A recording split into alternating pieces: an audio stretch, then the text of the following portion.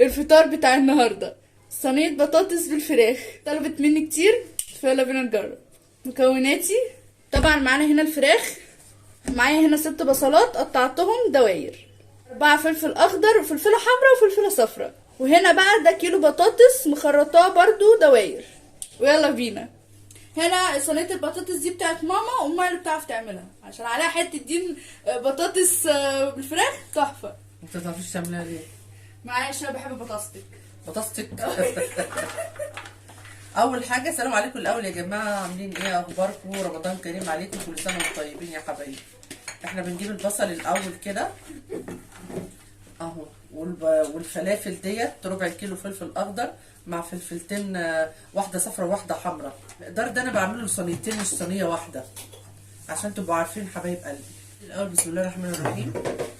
اهي ادي البابريكا اهي، بهارات الفراخ، توابل كزبره ناشفه، وهنا الكمون، بهارات 7 بهارات، ده الملح، فلفل اسود، واخيرا الشطه، بعد كده الماجي.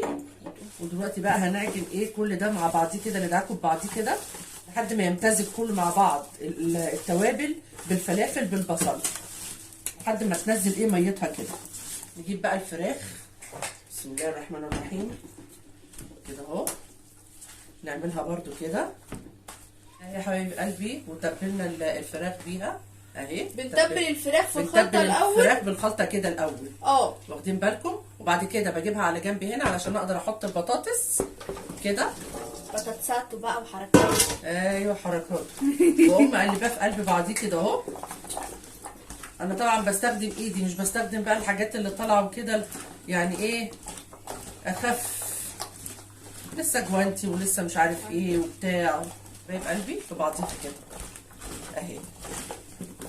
ريحتها مش عايزه اقول لكم بصراحه، يعني التوابل الجامده اللي انا حطاها دي، يعني احنا من عشاق التوابل الهندي كمان. بعد كده هنجيب بقى ايه الوراك، بنستفها كده حبايبي اهي، واقوم حاطه عليها الصلصه بتاعتها. ممكن تحطوا شوربه لو متوفر، ممكن تحطوا صلصه لو متوفر، اي حاجه عندكم اهي. نشوف بقى النتيجه لما ايه تظهر باذن الله، وتبقى ان شاء الله تحفه تحفه تحفه. طبعا هسويها على البوتاجاز الاول، وبعد ما تستوي هننقلها الفرن. وصينياتنا الجميله خلصت اهي، شكلها تحفه تحفه تحفه. انتوا شايفين خلصنا اهو، ودي البطاطس الجميله بتاعتنا.